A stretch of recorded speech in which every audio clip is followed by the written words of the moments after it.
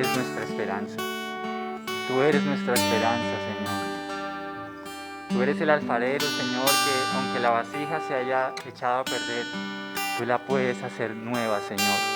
Hoy te damos gracias, Señor. Hoy venimos a ti, Padre, porque tú eres nuestra fuente de vida, Señor. Señor, ¿a quién iremos si solo tú tienes palabras de vida eterna, Señor? Gracias, Señor. Tú eres el agua que al beber nunca más tendremos sed, Señor. Gracias, Señor. Tú eres esa fuente de vida para nosotros, Señor. Tú eres esa fuente de vida para nosotros. Aun cuando estemos en el desierto, tú harás brotar agua de la roca, Señor. Gracias, Señor. Bendito eres. Gracias, Señor. Aunque vengamos cansados, Señor, y agobiados, tú eres nuestra fortaleza, nuestra roca eres tú, Señor. Gracias, Señor. Te bendecimos, Padre. Qué bello eres tú, Señor. Glorioso eres tú, Señor. En este domingo queremos exaltar tu nombre, Señor. Tú eres nuestro Rey. Tú eres quien nos sostiene, Señor. Todo el tiempo, Señor, eres tú. Damos gloria a tu nombre, Padre. Damos gloria a tu nombre, Señor. Que hoy tu presencia y tu palabra nos imparta vida y fortaleza, Señor. Gracias, Señor. Gracias. Gracias, Padre. En el nombre de Jesús, Señor. Padre, te doy gracias por esta dama que nos visita hoy, Señor. Padre, gracias. Gracias, Señor, porque ella sabe lo que es cruzar un desierto, Señor. Gracias, Señor. Gracias, Señor. Y ella hoy viene sedienta de ti, Padre. Y tú estás aquí para darle a beber de tu presencia, Señor.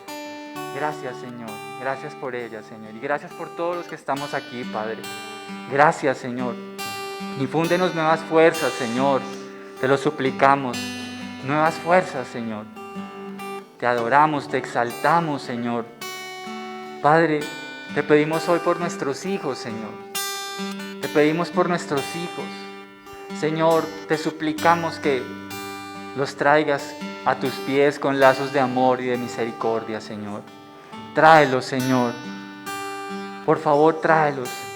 Aquellos hijos, Señor, que han tomado malos caminos, Señor, llámalos. Oh Dios, llámalos a ti, Padre. Te rogamos, Señor, que hagas ese milagro, Señor, en sus corazones. Oh Dios, te suplicamos por ellos, por nuestras familias, Padre, por aquellos que aún no te conocen, Señor, o porque de alguna razón se apartaron de ti. Llámalos de nuevo, Señor, llámalos. Te suplicamos hoy por nuestra familia, Señor, que sea este un tiempo, Señor, para pedirte por aquellos que aún no están reconciliados contigo, Señor. Señor, ten misericordia de todos ellos. Llámales con amor y con gracia, Padre. Gracias, Señor. Y te pedimos en esta hora por aquellos que puedan estar pasando por alguna lucha de salud, Señor. Te suplicamos, dales sanidad, dales fortaleza, dales vigor, Señor, por aquellos que estén en alguna circunstancia de enfermedad, Señor. Tú eres nuestro sanador, Señor.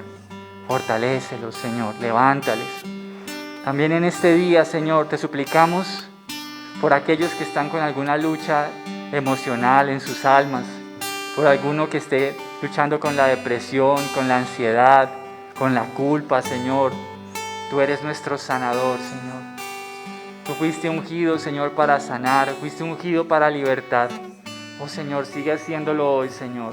Te lo suplicamos, te lo rogamos, Señor. Trae sanidad sobre los enfermos. Gracias, Padre bueno. Te exaltamos en esta mañana. Te bendecimos, Señor. Queremos poner en tus manos esta semana, Señor, lo que hayamos de emprender o hacer.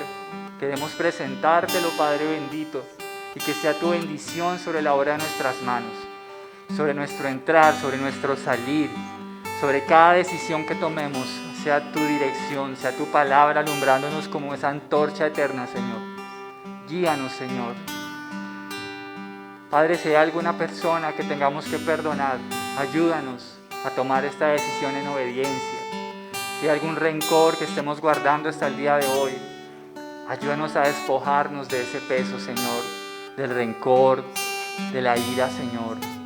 Queremos, Señor, tener un corazón sano y limpio para ti, Padre.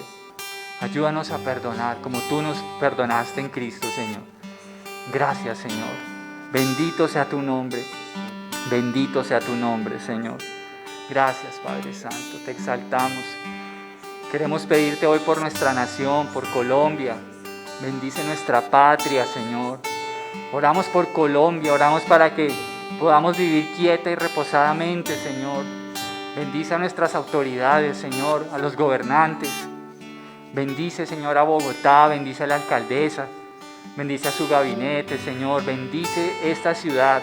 Te pedimos, Señor, que tú reprendas, Señor, el robo, el hurto, el asesinato, la extorsión. Te pedimos, Señor, que traigas conversión a ellos porque tú viniste a salvar, Señor. Viniste a buscar lo que estaba perdido, Señor. Te rogamos por nuestra ciudad, por el barrio donde vivimos, Señor. Te pedimos en esta hora, Padre. Gracias, Señor. Gracias, amado Señor. Te bendecimos, Padre. Te adoramos, te exaltamos. Llévanos de tu mano todos los días de nuestra vida, Señor. Te lo suplicamos, Señor. Gracias, Señor. Tú eres el agua que podemos beber, Padre.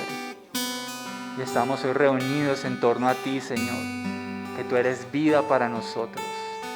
Bendito seas, Señor. Te amamos. En el nombre de Jesús.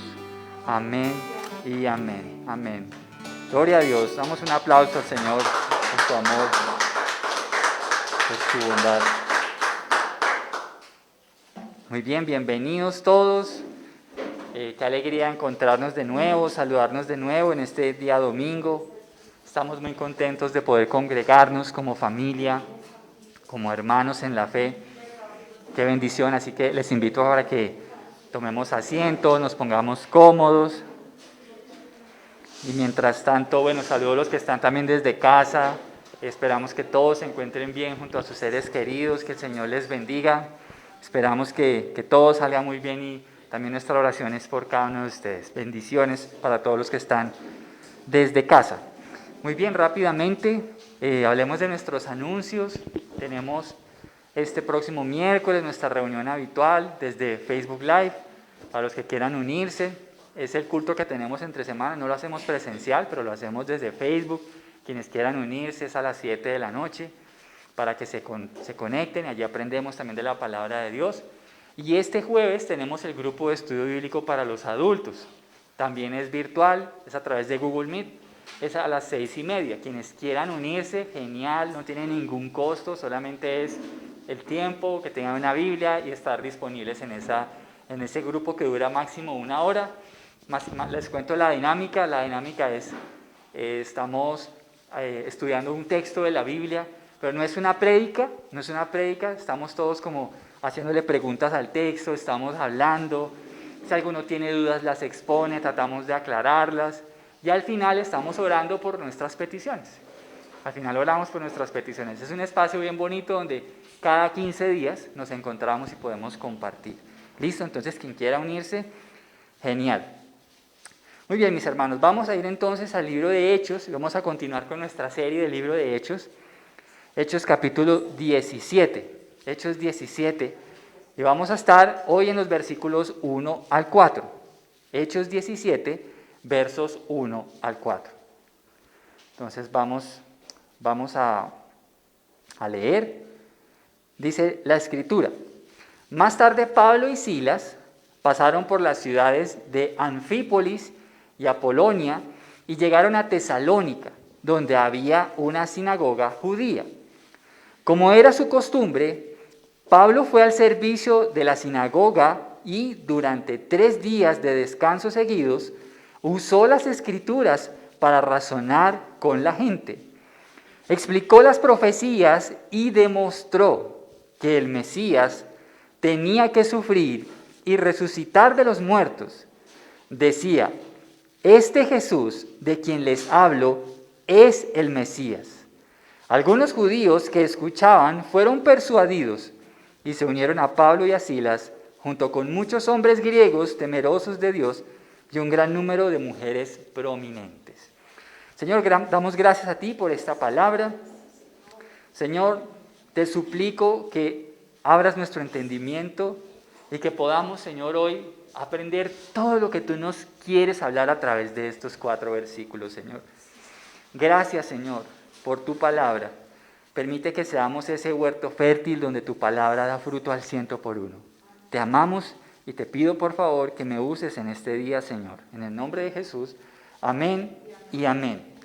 Mis hermanos, hay una parte fascinante que tiene que ver con el evangelismo y es en el tema de la forma de presentar a Jesucristo. Es bien interesante. Y creo que para todos es un reto cuando estamos enfrente de alguien que no está reconciliado con Dios, que tiene muchas preguntas, muchas dudas. Eso sí, tenemos que ir armados primeramente de la gracia de Dios, de paciencia, de mucho amor, ¿verdad? Pero debemos tener en la medida de lo posible muy claros nuestros argumentos en la Biblia, el por qué creemos en lo que creemos, por qué creemos en quién creemos. Esto es muy importante. Curiosamente, mis hermanos, hace ya algunos años que estuve en el seminario bíblico y veíamos una clase que se llama sectas.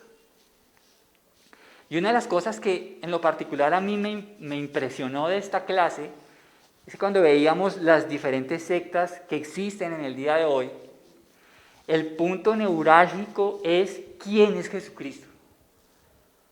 Ese es el punto neurálgico. ¿Quién es Jesucristo? Y definitivamente cuando nosotros vamos a evangelizar nos vamos a encontrar que la gente tiene muchísimas ideas acerca de quién es Jesús, pero muchísimas. Y fíjense que no es casualidad que Pablo, justamente cuando llegó a Tesalónica, fuera justamente el argumento que quería presentar. Jesús es el Mesías. Jesús es el Mesías. Y ya vamos a hablar de eso.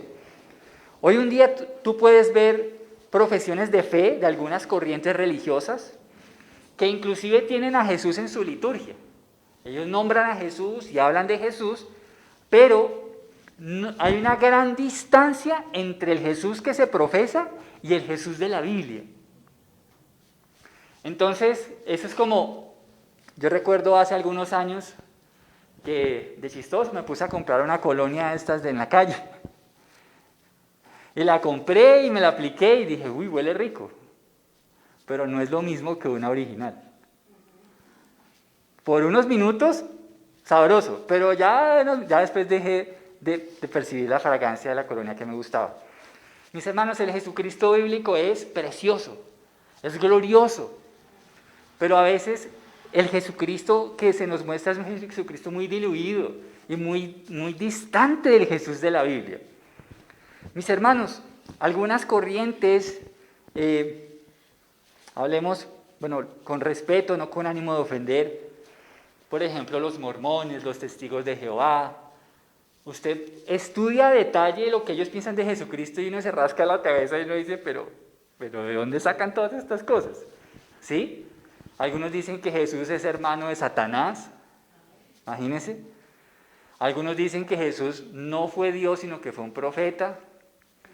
Algunos de ellos dicen que para ser salvos hay que tener muchísimas mujeres, y los hombres no digan amén. ¿Sí? Muchísimas mujeres. Entonces, mire cómo está distorsionado el tema de quién es el Jesús bíblico, de lo que se presenta. Pero ¿sabe una cosa? Hay 2 aspectos en los cuales más hay diversidad. Y aquí es donde está el problema. Podríamos estar de acuerdo con algunas corrientes religiosas de decir que Jesús fue un profeta. ¿Estaríamos de acuerdo? Claro. Sí, Jesús cumplió una función profética. Y a veces habló como profeta, porque Él es el profeta de profetas, ¿verdad? Pero hay otros aspectos que son claves, y ojo a esto. Y esto hace que nosotros no nos podamos llamar hermanos de las personas que piensen diferente a este punto que le voy a decir hoy.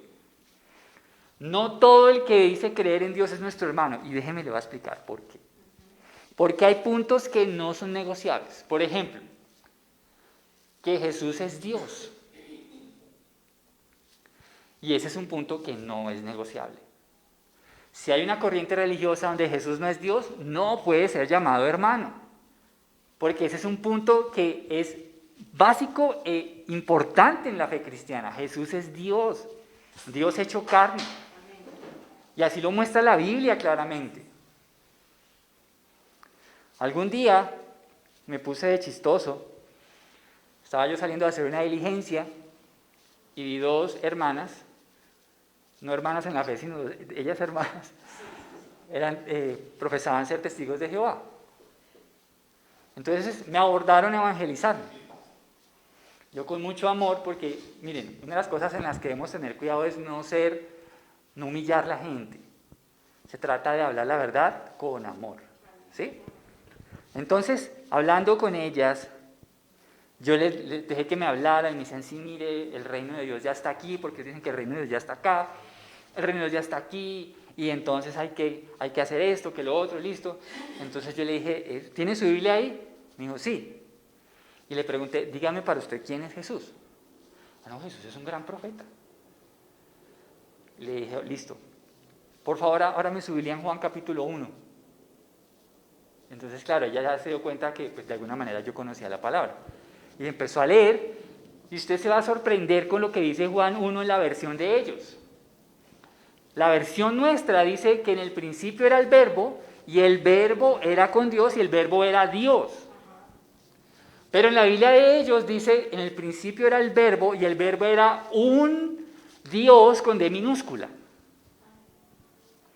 Entonces, claro, yo le dije, ¿usted tiene conocimientos de griego? Me dice, no, pero ya usted puede hablar con las personas que saben. Le dije, porque si usted va al original, usted se va a dar cuenta que eso no es lo que dice el escrito original. Está alterado. Y Jesús es Dios. Está alterado. Por ejemplo, para ellos el Espíritu Santo es la fuerza activa de Dios. Pero yo le dije, ¿sabe usted que la Biblia dice que el Espíritu es Dios, que tiene atributos, que habla, que se comunica? Entonces le dije, ábrame su Biblia en Hechos capítulo 13. Y en Hechos capítulo 13, que ya lo vimos aquí un domingo, vimos cómo antes de que Pablo y Bernabé fueran enviados en su primer viaje misionero, ¿quién habló para que ellos tomaran esa decisión? ¿Quién fue el que dio esa orden? El Espíritu Santo. Y dice claramente, y el Espíritu dijo, apártenme a Pablo y Bernabé para la obra que los he llamado. Entonces les puse a leer, les dije, díganme cómo una fuerza activa habla. Tienen que darse cuenta. Y curiosamente ese texto sí no estaba modificado. Ahí sí decía, y el Espíritu le dijo. Entonces, mis hermanos, dos aspectos. El primero, la divinidad de Jesucristo es un aspecto que no es negociable. Y con amor, pero no podemos llamar hermanos en la fe a quienes no creen que Jesús es Dios. No podemos hacerlo. Pero hay otro aspecto que me parece crucial. Y justamente en la clase de sectas que les hablaba, pude descubrir. Y es que en la gran mayoría de las sectas no hay necesidad de salvación. No hay necesidad de un Salvador. Se habla de reencarnación, se habla de ir a la eternidad, pero no hay como un señalamiento claro de que el hombre necesita ser salvo. Dos aspectos importantísimos. Por eso, justamente es que es tan importante tener claro el Jesús que habla la gente y el Jesús de la Biblia. Porque puede que no sea lo mismo, como me pasó a mí con la colonia. No es lo mismo, no estamos hablando del mismo Jesús. Y justamente en el texto que hoy estamos leyendo, vemos a Pablo justamente en esta disyuntiva, ¿no? La gente de su tiempo, sabemos que Pablo cuando hacía los viajes buscaba las sinagogas para ir a predicar el Evangelio. Y en ese lugar había una población de gente judía y no judía. Pero Pablo sabía cómo presentar a Jesucristo. Y quiero que hoy aprendamos de lo que hizo Pablo, de cómo presentó él a Jesucristo a los judíos de esa sinagoga.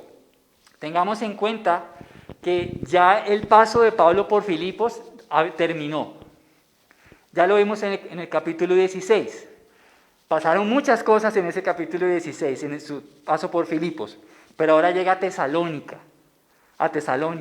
Y parte de lo que vive acá, Pablo lo relata en sus cartas en Tesalonicenses, primera y segunda de Tesalonicenses. Entonces, primero definamos quién es el Mesías o qué es el Mesías, porque Pablo les presenta a Jesucristo como el Mesías. ¿Alguien sabe qué significa la palabra Mesías? Ungido, correcto. El ungido, el ungido. Es increíble, mis hermanos, pero ¿sabe usted que Dios está hablando de Jesús desde Génesis? Desde Génesis Dios está hablando de Jesús. Y quiero que usted me acompañe a Génesis 3, 14 y 15, para que entendamos un poco de dónde viene el tema del Mesías. De Génesis es el primer libro de la Biblia. Génesis 3, versos 14 y 15, y justo en estos versos se está dando el tema de la caída del hombre después de que obedecieron a la serpiente. Y dice el versículo 14 y 15, entonces el Señor Dios le dijo a la serpiente, por lo que has hecho, eres maldita más que todos los animales, tanto domésticos como salvajes. Andarás sobre tu vientre arrastrándote por el polvo durante toda tu vida. Y pondré hostilidad entre tú y la mujer, entre tu descendencia y la descendencia de ella. Su descendencia o su descendiente te golpeará la cabeza y tú le golpearás el talón. Desde Génesis está hablando el Señor del Mesías. ¿Sabe quién es el Mesías en estos versículos? El descendiente de la mujer que describe en los versos 14 y 15.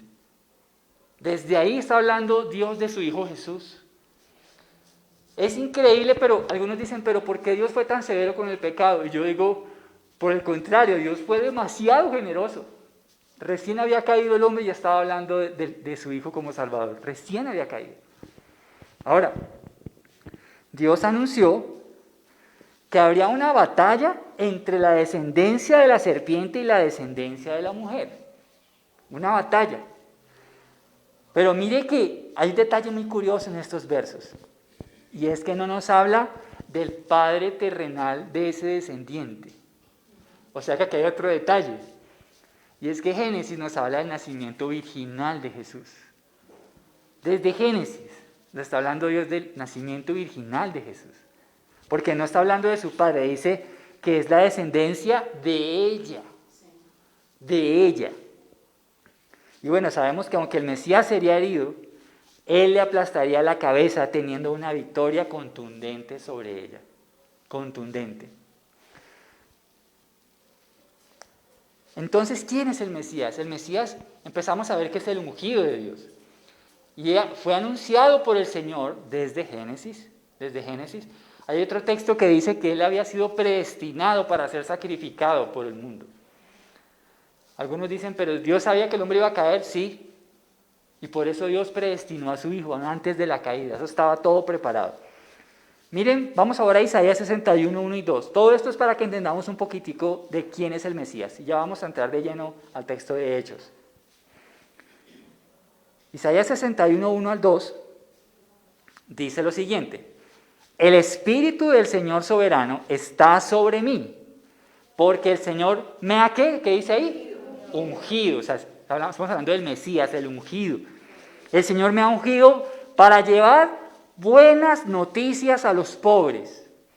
Me ha enviado para consolar a los de corazón quebrantado y a proclamar que los cautivos serán liberados y que los prisioneros serán puestos en libertad.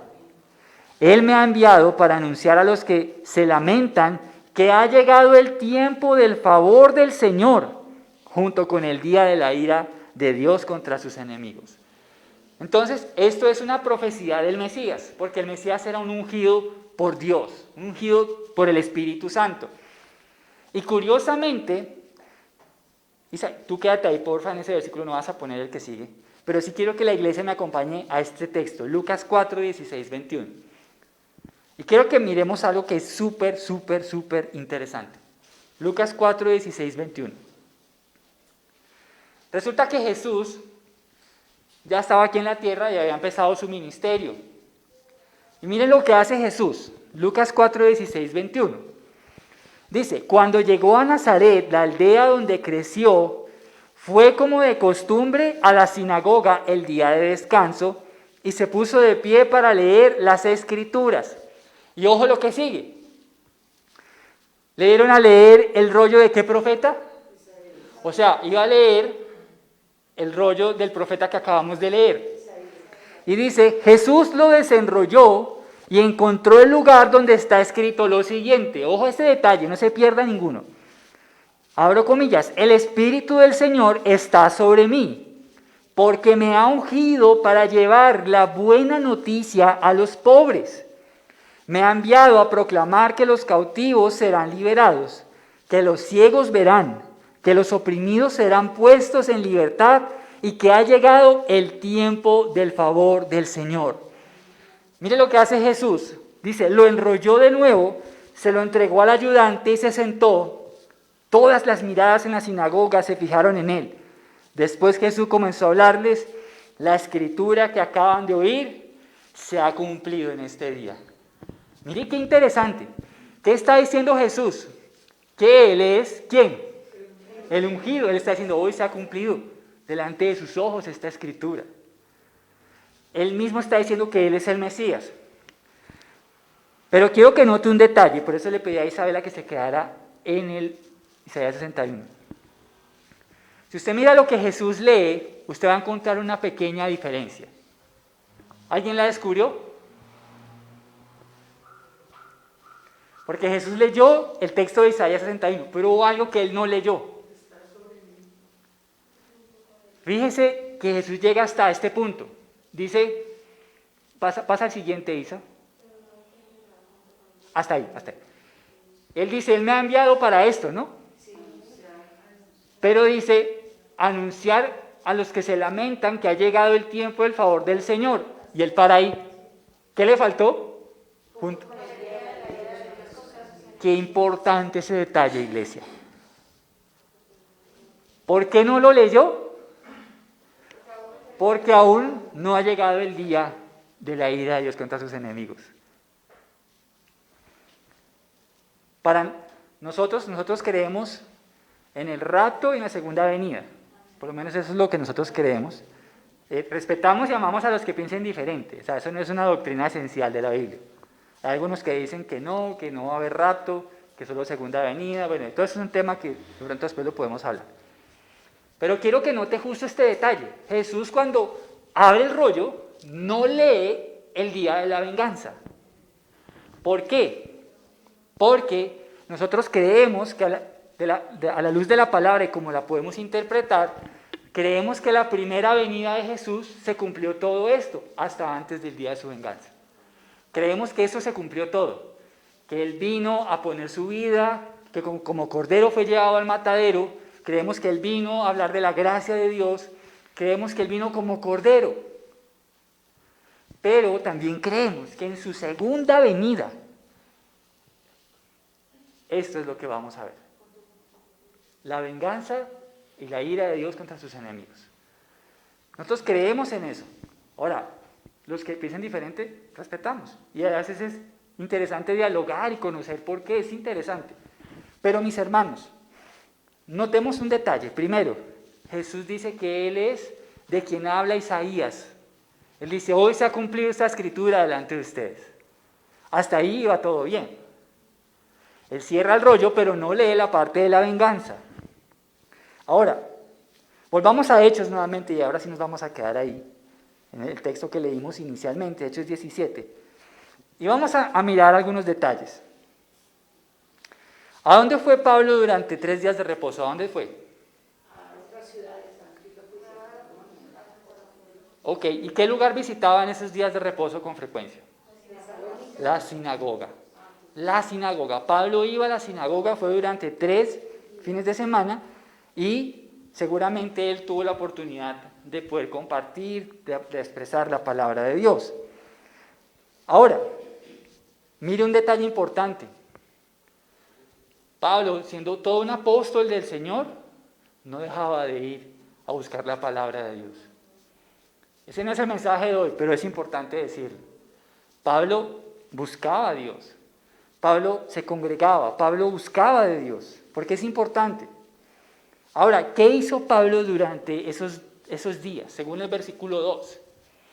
¿Qué hizo Pablo según el versículo 2? ¿Cómo usó esos días ahí? ¿Sí? Exacto. Entonces nos dice el versículo 2 que Pablo usó las escrituras para razonar con la gente. Note un detalle. ¿Podía en este tiempo existir el Nuevo Testamento? Coloquémonos históricamente. En ese momento en el que Pablo usa las escrituras, no ven que le voy a mostrar mi carta a Romanos, Filipenses, ¿existía? No.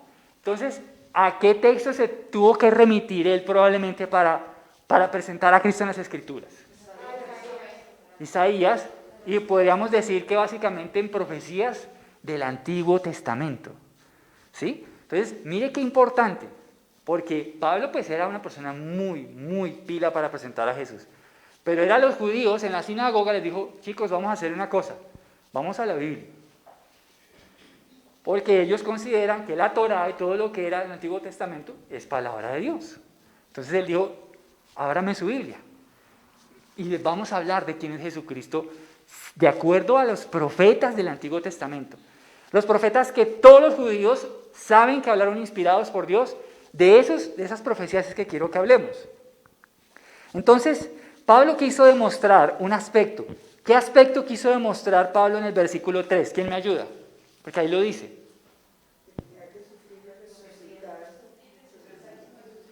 Él dice que el Mesías, que es lo que ya vimos en la introducción, tenía que hacer algo. ¿Qué era? Sufrir, es decir, morir, ¿y qué más? Y resucitar. Qué importante esto.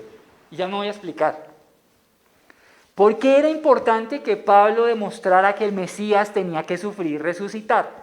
¿Sabe una cosa? Porque para los judíos, el Mesías, cuando viniera, iba a cumplir toda la profecía que leímos de Isaías 61. ¿Cuál fue la parte que Jesús no leyó? La de la venganza. Ellos dijeron, no, el Mesías viene y va a acabar con todos estos enemigos que tenemos. Eso es lo que ellos esperaban.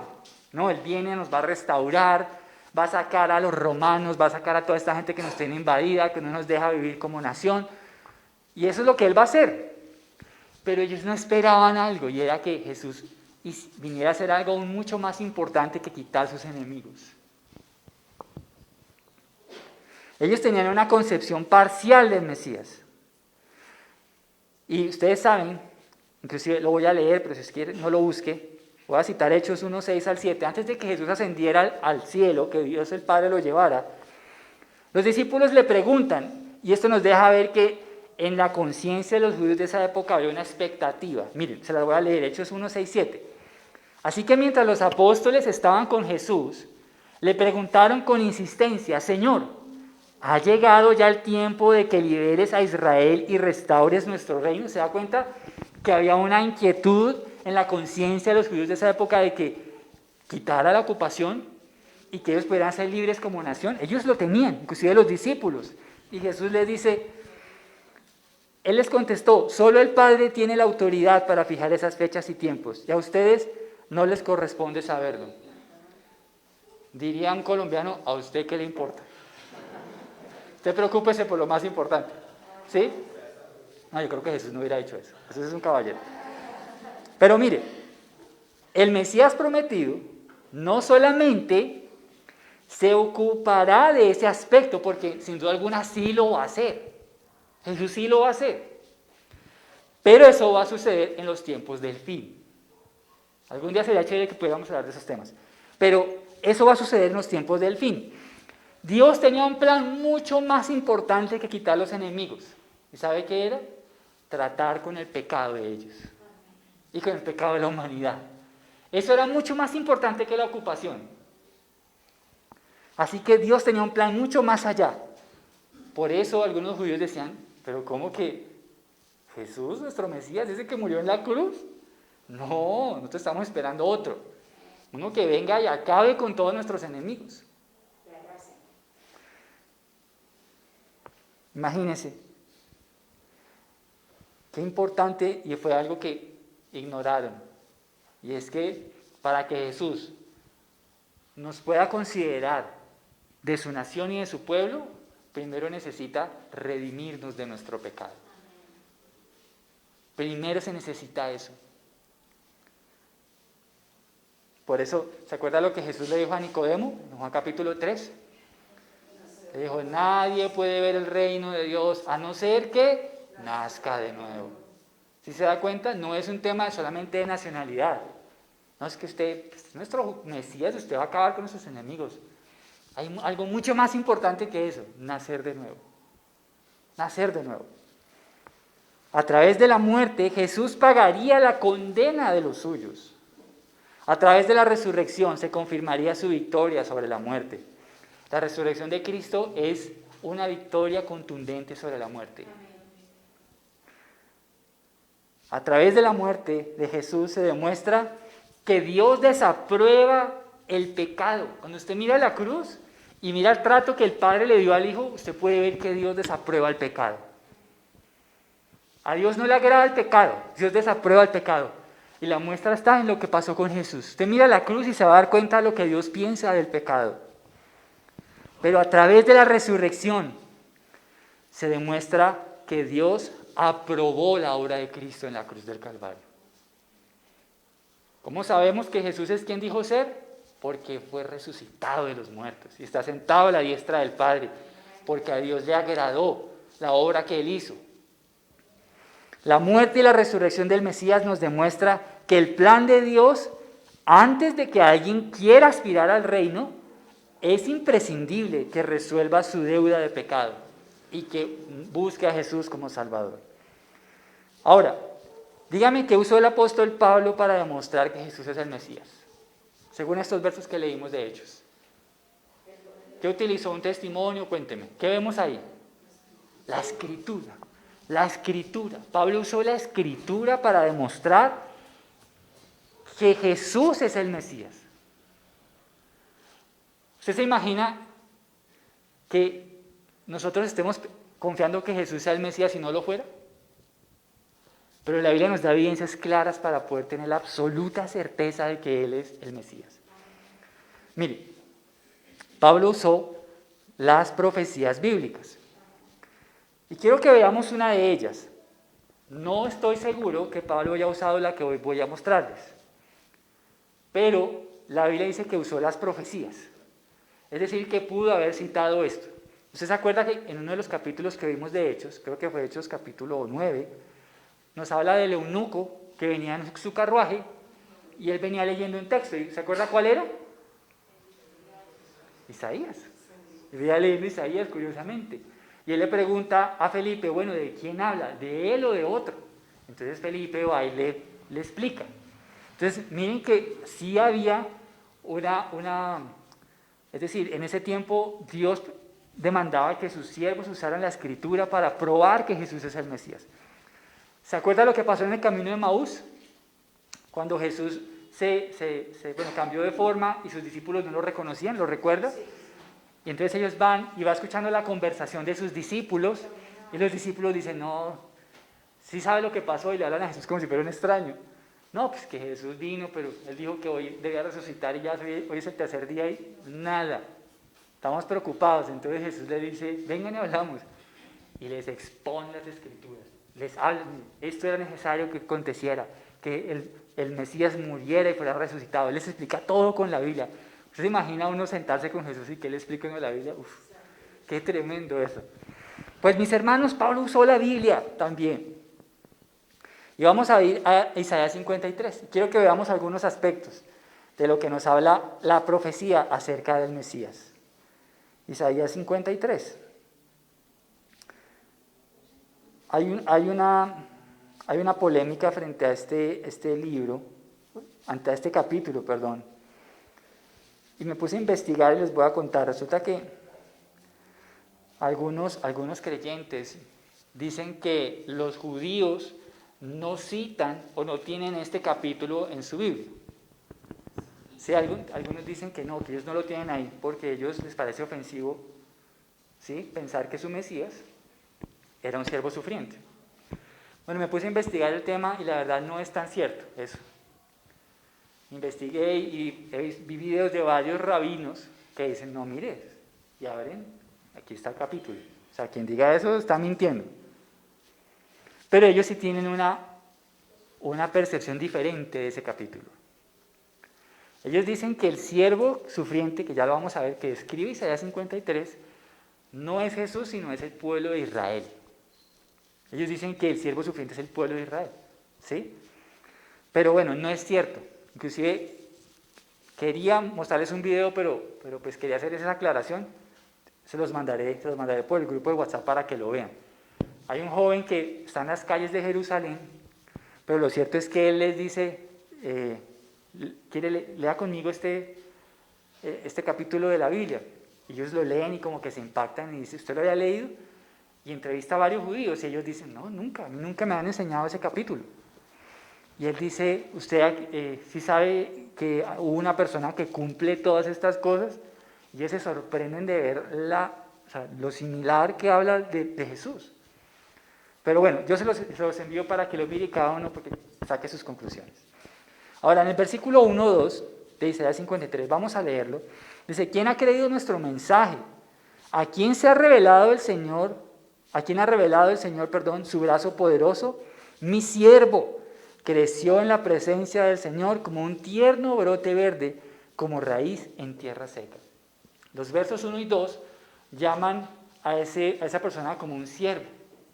Mi siervo, ¿verdad? Versículo 3 nos habla de otro aspecto. Dice, fue despreciado y rechazado, hombre de dolores, conocedor del dolor más profundo. Nosotros le dimos la espalda y desviamos la mirada. Fue despreciado y no nos importó. Curiosamente, el primer capítulo de Juan nos dice eso.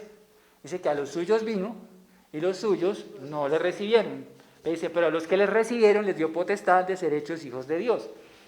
Mire cómo la profecía nos estaba hablando del rechazo de su propio pueblo al Mesías. El rechazo, ¿no? Es bueno que entendamos que Jesús puede entender cuando somos rechazados. Jesús puede entender cuando somos despreciados. Porque Él sí que experimentó esto. El desprecio de su propio pueblo. Pero además nos dice que Él sería un siervo sufriente. Y aquí es donde está el tema de esta profecía. En esta profecía no vemos al Mesías como un guerrero. Lo vemos haciendo algo tremendo y es sufrir por el pecado de su pueblo. Por eso insisto que para los judíos era controversial pensar que su Mesías tuviera que sufrir. Pero ¿cómo? Si es que Él viene a libertarnos de la ocupación. Pero tan claro como lo pudo hablar uno de los más grandes profetas, como Isaías, inspirado por Dios. Mire lo que dice el versículo 3. Despreciado y rechazado, hombre de dolores. De dolores. Conocedor del dolor más profundo. Nosotros le dimos la espalda y desviamos la mirada. Fue despreciado y no nos importó. Un aspecto importantísimo que debemos valorar es que nuestra salvación fue el costo del dolor de Jesucristo. A Jesús le costó muchísimo nuestra salvación. Sufrió terriblemente por nuestro pecado, por desviarnos de Dios. Él sufrió por eso. Fue castigado allí. Pero dice que Él es el conocedor, dice, del dolor más profundo. Cuando pienso en eso, vienen a mi mente dos pensamientos. Primero, Jesús jamás cometió un pecado. Y no lo ha cometido ni lo cometerá, jamás. Pero por primera vez en su vida fue tratado como si fuera el peor de los pecadores. Siendo inocente. Pero súmele a esto algo.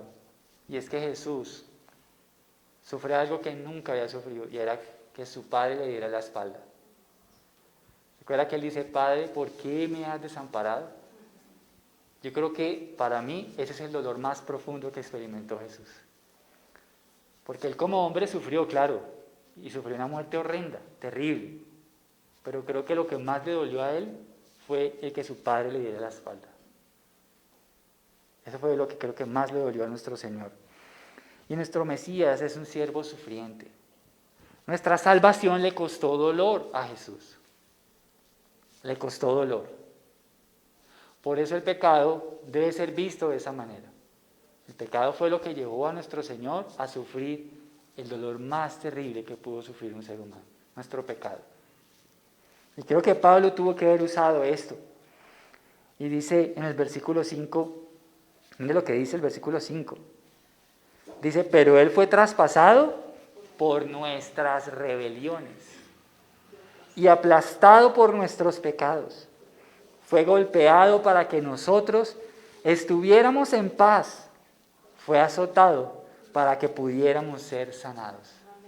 Mire qué tremendo el amor de Dios. Algunos, cuando uno mira la historia de Abraham, ¿se acuerda que Dios le dio una orden a Abraham que sacrificara a su hijo? Y él va al monte, lleva todo, la leña, hasta el hijo le pregunta, papá, yo veo todo, pero ¿y el sacrificio dónde está? Y él le dice, tranquilo, mijo, que Dios proveerá. ¿Sí? Entonces, él lo acuesta ahí, en ese lugar de holocausto, y cuando ya tiene listo su cuchillo para sacrificarlo, Dios le dice, detente. ¿Sí? Detente. Y la historia muestra que Abraham mira hacia atrás y encontró justamente un animal que lo podía sacrificar. Por eso dice que se habla de Dios proveerá, Jehová Jireh. El Jehová Jireh que nos muestra esa porción de la Biblia, no nos habla del Dios que provee pues todas las cosas, no se refiere a eso, se refiere al Dios que provee salvación. A eso se refiere. Dios proveerá, Dios proveyó un cordero. Pero ¿sabe qué pasó en la cruz del Calvario? En la cruz del Calvario, el Padre sí levantó la mano y Él no detuvo su mano.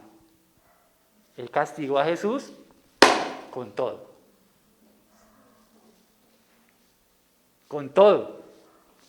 Por eso dice que Él fue aplastado, lo dice ahí. O sea, Dios castigó a Jesús como si fuera yo. Yo era el que debía estar ahí. Yo era el que debía recibir ese manazo de Dios. Era yo. Por eso es increíble que cuando entendemos todo este tema de que por qué los judíos rechazaban al Mesías. Mire, si hay una cosa que hace mucho daño a la vida de fe, es el orgullo. Cuando no necesitamos, donde decimos, yo no necesito un Salvador, yo soy bueno, yo no necesito, porque yo no le hago daño a nadie. Pues mis hermanos, si Dios nos mostrara las infracciones a su palabra que cometemos en una hora, entenderíamos lo grave del asunto. Lo grave del asunto. Pues Pablo dice que ese Mesías sería un siervo sufriente y que Él moriría, ¿verdad? Su muerte sería el precio de nuestra paz. ¿Sabe por qué el hombre puede tener paz con Dios? Por lo que hizo Jesús en la cruz del Calvario. Mire, nosotros no podemos tener paz con Dios con dinero, con un viajecito. No, eso está bien, o sea, no quiere decir que eso esté mal que uno salga, no. Pero es que el tema de nuestra deuda con Dios solo se resuelve con Jesucristo. No hay ninguna otra manera. No hay ninguna otra manera.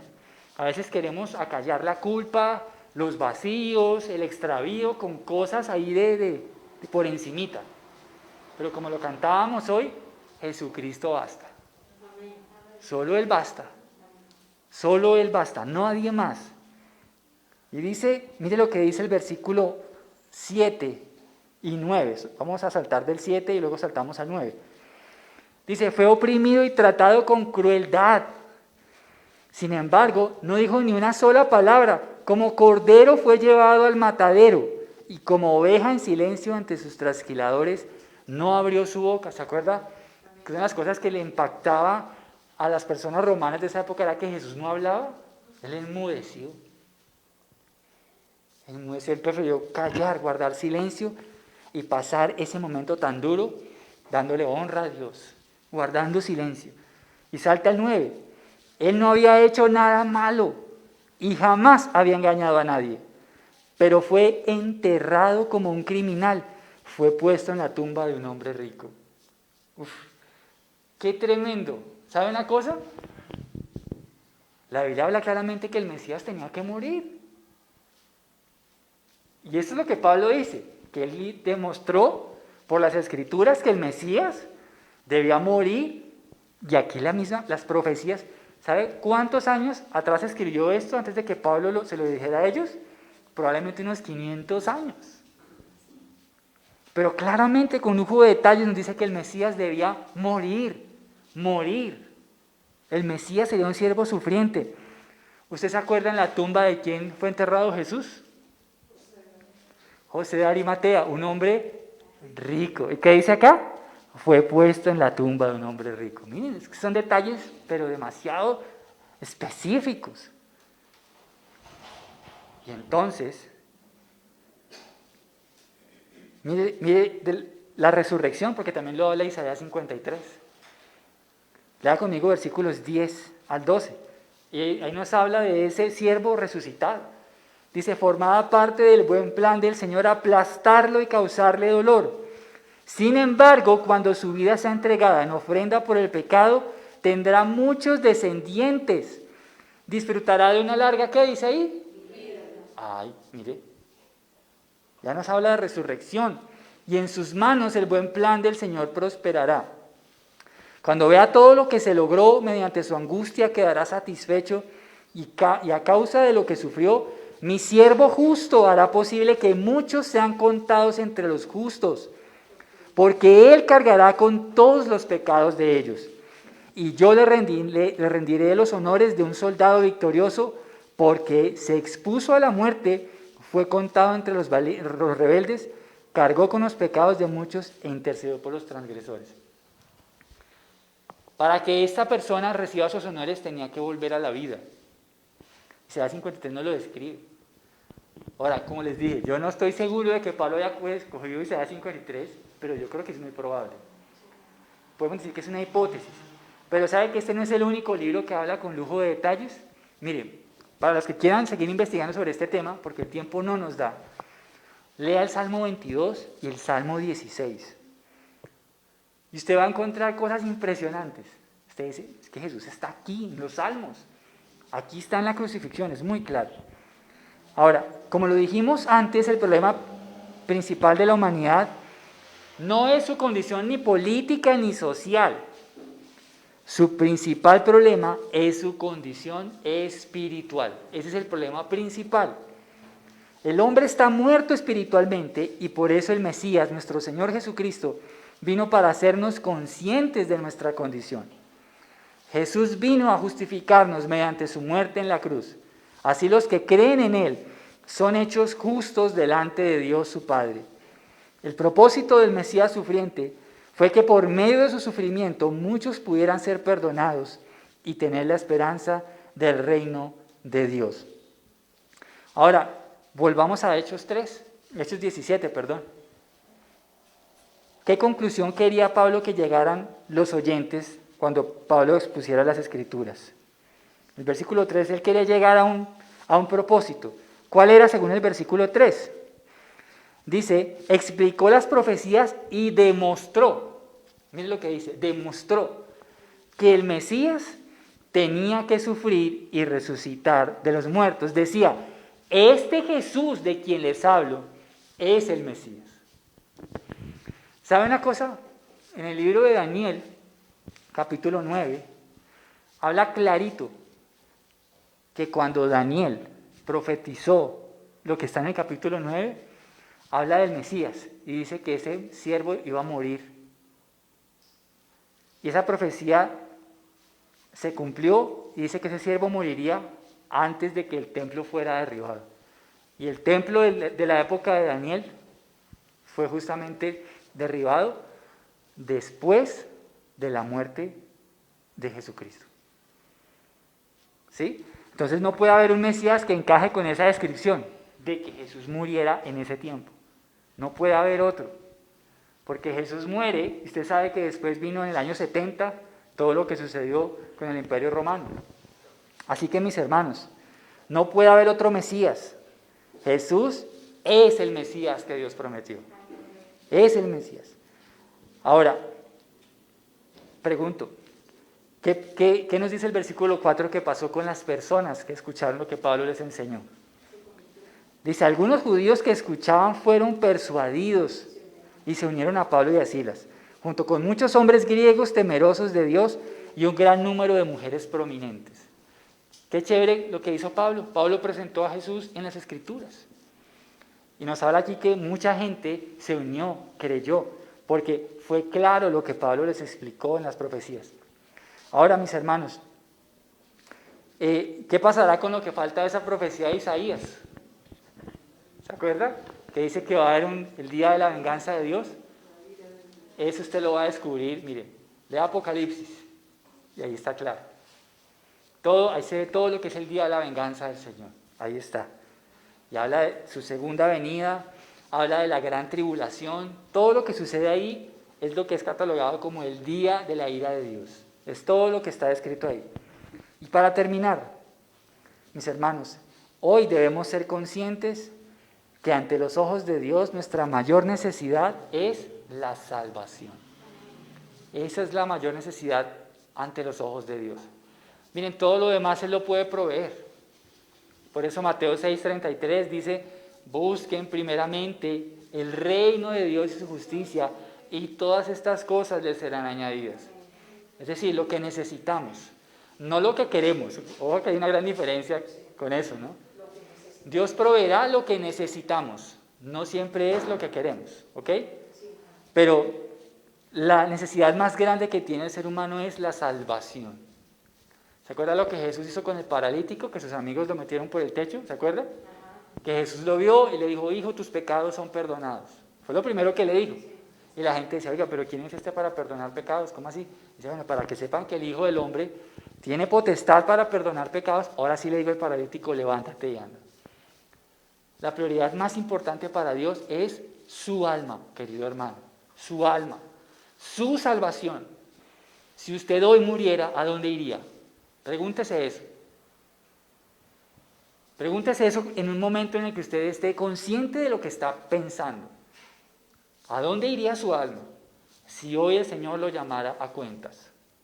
¿En qué estado se presentaría delante de Dios? ¿Justificado o en condenación? ¿Cómo se presentaría usted delante del Señor? Por eso, mire, hágase así. ¿Le dolió? Está vivo, todavía tiene oportunidad. Todavía tiene oportunidad para creer en Cristo. Todavía el día es hoy. Mire, hoy es el día de la misericordia de Dios para nosotros, hoy. Si hoy es el día, creamos, sometámonos. Amemos a Dios con todo nuestro corazón, porque aún estamos a tiempo de ajustar cuentas con Dios, por medio de Cristo. Mis hermanos, el Mesías de Dios ya vino a la tierra. ¿Cuál es tu respuesta ante la inminente obra de Jesús en la cruz? Él ya vino. ¿Cuál es tu respuesta? Antes de manifestarse sobre ti, te llama hoy a que te arrepientas y seas consciente de tu necesidad de salvación. Acuérdate que Jesús no va a llamar gente no redimida a su reino. Él llama redimidos. No esperes otro Salvador. Tu Salvador no es tu novio, tu novia. Tu Salvador no son tus hobbies. Tu Salvador no es un apellido. Tu Salvador no es una cuenta bancaria llena de plata. Eso no te salvará. Eso no te salvará del día de la ira de Dios. Eso no te salvará. ¿El único Salvador quién es? Jesucristo. Él es el único que te salvará. No hay otro. No busques un cambio de vida profundo si Cristo no está en ese proceso. Los demás procesos serán momentáneos, superficiales, temporales, pero cuando Cristo hace su obra, la hace para siempre, porque Él es experto en salvar pecadores. Vamos a orar. Señor, en este día domingo te damos gracias por darnos el privilegio de analizar lo que tú hiciste, Señor, en la vida de Pablo, en ese tiempo en Tesalónica, Señor. Gracias, Señor, porque nos das la poderosa herramienta de tener tu palabra, Señor. Ayúdanos, Señor, a usar cada día más y mejor la espada de tu Espíritu. Señor, tu palabra es la que da testimonio de ti, Señor, y por eso hoy queremos aprender cada día más de tu palabra, Señor, porque entre más la estudiamos, más reposa sobre la verdad nuestra confianza, Señor. Padre, ayúdanos. Primeramente, si somos nosotros los que necesitamos ser expuestos a la Biblia para ser convencidos como fueron convencidos algunos habitantes de Tesalónica. Tal vez tenemos dudas, tenemos preguntas, tal vez decimos, sí estaré creyendo lo correcto, pero Dios, hay algo bellísimo que para mí es un testimonio magnífico de que estamos en la verdad, y es tu presencia en nosotros, Señor. Tu presencia. Las demás cosas nos llenan de conocimiento, pero solo el Espíritu Santo nos imparte vida, salvación y vida eterna, Señor. La palabra dice que tu Espíritu da testimonio a nuestro espíritu de que somos hijos de Dios. Por eso, Señor, ayúdanos hoy, cada día, a afianzarnos más en tu palabra. Si tal vez somos nosotros los que necesitamos que nuestra fe cada vez esté más sólida en las Escrituras, Señor, para que no patinemos, así como vimos en esta introducción, Señor, en diversas corrientes de pensamiento. Una de las cosas que dice, Señor, tu palabra acerca de las personas que necesitan madurar espiritualmente es que son llevadas por todo viento de doctrina, Señor. Ayúdanos a no ser las veletas de las doctrinas, sino, Señor, tener claro lo que dice tu palabra. Padre, te pedimos en esta hora, Señor, que nos ayudes a que nuestra fe esté basada en la Biblia, en las Escrituras, en lo que tu palabra dice, Señor, porque tu palabra es verdad, Señor. Tu palabra es verdad. Damos gloria a ti por tu palabra. Pero, Señor, también ayúdanos para que algún día podamos ser como Pablo, que pueda ir con amor a lugares donde hay personas que de alguna u otra manera están buscando tener una experiencia religiosa o espiritual, pero están haciéndolo de manera incorrecta o parcial. Ayúdanos, Señor, a ir a esos lugares y poder abrir la Biblia, poder poner la palabra en sus manos. Mira, lee, ¿qué entiendes? Y que podamos de una manera amorosa, paciente, pero eficaz, exponer al Cristo de la Biblia, Señor, porque solo en Él hay salvación, porque Él es el Mesías sufriente, porque solo Él cura la enfermedad más grave de la humanidad, y es el pecado, Señor. Solo Él lo hace, solo Él lava la mancha de nuestra más oscura pecaminosidad, Señor. Solo tú, Señor, y solo tú nos haces nuevas criaturas. Señor, hoy te ruego por aquellos que están en este lugar y los que están en sus casas, para que puedan, Señor, creer en el Cristo de la Biblia y poder recibir lo que solo el Cristo de la Biblia puede dar: verdad y salvación y vida eterna, Señor. En este día te bendecimos, Señor, y te damos muchas gracias por permitirnos estar reunidos para meditar en ti y en tu palabra. Padre, te pido que la bendición tuya repose sobre mis hermanos, sobre sus casas, sobre sus familias, Señor. Bendito Dios, sé que tu Espíritu nos va a guiar a toda verdad. En las dudas que tengamos, guíanos, Señor. Queremos seguirte. Y Padre, en esta hora también oramos por las ofrendas, Señor, para que seas tú trayendo bendición sobre mis hermanos, sobre sus casas, sobre sus familias, Señor. Te damos gracias en el nombre de Jesús. Amén y amén. Queridos hermanos, un abrazo grande. Y bueno, cualquier duda que tenga sobre este aspecto, me dice, hablamos. Una buena semana para todos y los de casa también. Dios los bendiga.